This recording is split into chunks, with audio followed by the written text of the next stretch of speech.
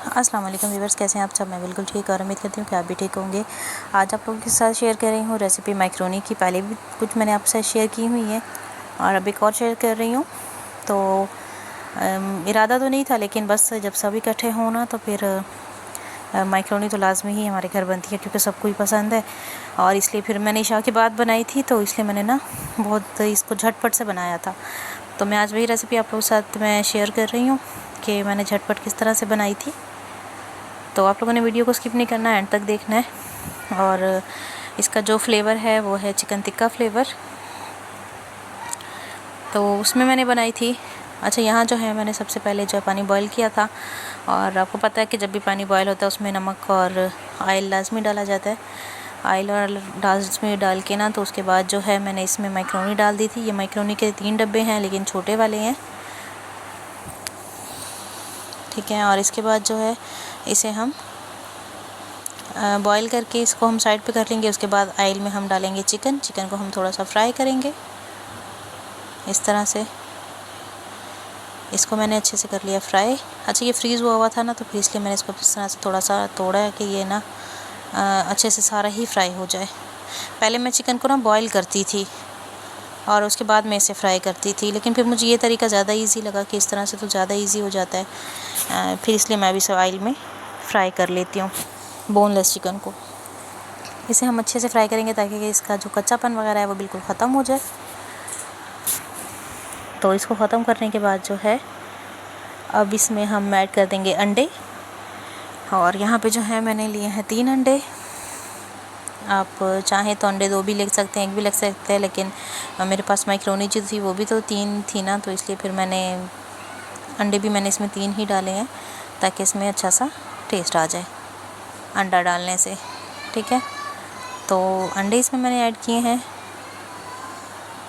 और अंडे डालने के बाद जो है इसमें हम बाकी के इंग्रेडिएंट्स डालेंगे। अच्छा, यहाँ पे ना मैंने जो सब्जियाँ हैं ना वो भी मैंने पहले से बॉईल करके रखी हैं। सब्जियों में मेरे पास शिमला मिर्च नहीं थी, बाकी मेरे पास मटर, गाजर और बंद गोभी था। और अभी तो वैसे रात हो गई थी, तो रात में तो हमारे यहाँ से वैसे भी इतना कुछ नहीं मिलना था। मैंने एक हाथ से अपना मोबाइल पकड़ा हुआ था और एक ही हाथ से मुझे ना मैं इसे तोड़ के डाल रही थी। तो बस इसमें मैंने ना अंडे डाल के और इनको इस तरह से अच्छे से, अंडों को भी मैंने फ्राई कर लिया, क्योंकि मुझे कच्चे अंडे की स्मेल भी बहुत ही गंदी लगती है। इसलिए मैंने इसे अंडे को मैं जिस चीज़ में भी अंडा ऐड करूँ ना, मैं उसे बहुत ज़्यादा पकाती हूँ। अच्छा, इसको पकाने के बाद जो है मैंने इसमें बॉयल सब्जियाँ ऐड कर दी हैं, और बॉयल सब्जियाँ ऐड करने के बाद जो है हम इसे अच्छे से मिक्स कर लेंगे इस तरीके से, देखें। और इसे हम अच्छे से पकाएंगे अभी, ताकि इसका जो पानी वगैरह है इसमें थोड़ा बहुत वो अच्छे से ख़त्म हो जाए। पानी ख़त्म करने के बाद जो है हम इसमें ऐड करेंगे इंग्रेडिएंट्स, और बाकी के इंग्रेडिएंट्स में जो है मेरे पास इसमें हम ऐड करेंगे चिली सॉस, ऐड करेंगे सोया सॉस, ऐड करेंगे, और इसमें हम ऐड करेंगे चिकन टिक्का मसाला। चिकन टिक्का मसाला मैंने इसमें 1.5 साशे जो है वो ऐड किया है। अच्छा, ये साशे आप इजीली शॉप वगैरह से कहीं से भी आपको मिल सकते हैं। 50 वाला भी होता है, 100 वाला भी होता है। 50 वाला ले लें तो आप 1.5 उसमें यूज़ कर लें, और अगर आपको ज़्यादा स्पाइसी बनाना है तो आप 2 इसमें डाल दें, लेकिन जैसा आपको सही लगे, ठीक है। और इसके साथ ही मैंने इसमें थोड़ा सा ऐड किया था चिली सॉस, और थोड़ा सा मैंने इसमें ऐड किया था सोया सॉस। आप अगर चाहें तो इस पर सिरका भी यहाँ पे थोड़ा सा ऐड कर सकते हैं। ये चीज़ ऐड करने के बाद जो है हम इसे अच्छे से पकाएंगे इतनी देर कि इसमें से ना ये पानी वगैरह सा जो होता है ना ये ख़त्म हो जाए, क्योंकि फिर इसमें हम जब पास्ता शामिल करते हैं ना, अगर पानी वगैरह सा भी होना तो फिर वो बिल्कुल नरम हो जाता है। तो अभी इसे अच्छे से मिक्स करेंगे हम। इसको अच्छे से मिक्स करने के बाद जो है हम इसमें ऐड कर देंगे पास्ता, मैक्रोनी, जो भी आप कहें, इसमें वो ऐड कर दें आप इस तरह से। तो यहाँ पे ये अच्छे से अब देखिए पक गए हैं। इसमें हम ऐड कर देंगे अब पास्ता जो हमने पहले से बॉईल करके रखा है।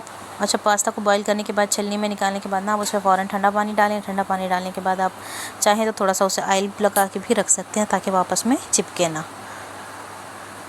और मैक्रोनी हमेशा बनती ही ऑयल में है, इसे घी में बनाने की गलती कभी भी मत कीजिएगा, ठीक है।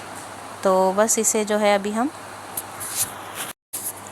अच्छे से मिक्स कर लेंगे। अच्छा, मिक्स करते हुए आप या तो आंच बिल्कुल स्लो कर दें या फिर फ्लेम आप ऑफ़ कर दें, तब भी ये अच्छे से मिक्स हो जाएगा। और इसे मिक्स करके तो आप इसे चूल्हे से उतार लें।